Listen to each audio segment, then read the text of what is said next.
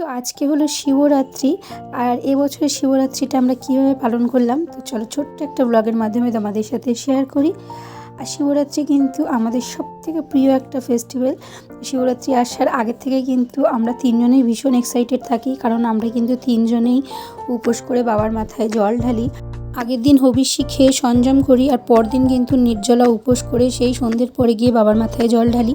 তবে এবার চতুর্দশী যেহেতু দুদিন পড়েছে, মানে রোববার বিকেল 4:50 নাগাদ লেগেছে আর ওই সোমবার বিকেলের দিকে ছাড়বে। তো যেহেতু রাত্রিটা রোববারই পাওয়া গেছে আর শিবরাত্রি বলে কথা, তো আমরা কিন্তু রোববারেই বাবার পুজো করেছিলাম, মানে আমি আর বাবাই। আর বাবাই তো 4 প্রহরে 4 বার বাবার মাথায় জল ঢেলেছে, তবে আমি কিন্তু প্রথম প্রহরেই 4 প্রহরের জল একসাথেই ঢেলেছি। তো এইভাবে কিন্তু আমরা বাবার পুজো করেছি। আর বাবার পুজো তো শিবরাত্রির নিয়ম সবাই তোমরা জানো, নতুন করে আর কিচ্ছু বলে নেই। বাবা শুধুমাত্র একটা বেলপাতাতেই সন্তুষ্ট, আর মনের ভক্তি থাকলেই হয়ে যায়। তবে যেহেতু শিবরাত্রি, তো শিবরাত্রিতে কিন্তু 4 প্রহরে 4 রকম জিনিস দিয়ে বাবার অভিষেক করাতে হয়। প্রথম প্রহরে দুধ, দ্বিতীয় প্রহরে দই, তৃতীয় প্রহরে ঘি, চতুর্থ প্রহরে মধু। তো আমি কিন্তু একটা পাত্রের বাটিতে দুধ, দই, ঘি, মধু সব রকম নিয়ে প্রথম প্রহরেই বাবাকে স্নান করিয়ে দিয়েছিলাম।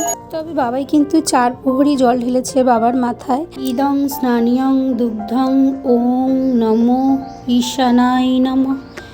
ইদং স্নানিয়ং দধি নমো হোং অঘোরায় নমঃ। ইদং স্নানিয়ং ঘৃতং নমো ওং বামদেবায় নমঃ।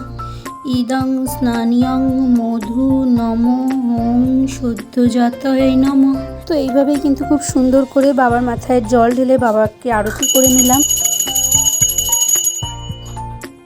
আর 6টা থেকে 9টা পর্যন্ত কিন্তু প্রথম প্রহরের টাইমিং ছিল, তারপরে কিন্তু 9টার পরে দ্বিতীয় প্রহর লেগে গেছিলো। আর এটা হলো দ্বিতীয় প্রহরের পুজো ছিল, যেটা বাবাই করছিল। ও কিন্তু টাইমিংগুলো দেখে 4 প্রহরে 4 বারই বাবার মাথায় জল ঢেলেছে। তবে তৃতীয় প্রহর পর্যন্ত আমি জানি, চতুর্থ প্রহরে কিন্তু একাই জল ঢেলেছিল।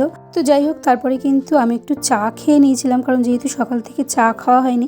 আর বাবাইকে বললাম তুই একটু চা খা, প্রথম প্রহরে তো পুজো হয়ে গেছে, তো কোনো অসুবিধা নেই। আর যেহেতু ভারত পাকিস্তানের ম্যাচ ছিল, তো বাবাইয়ের এক্সাইটমেন্ট একটু দেখো।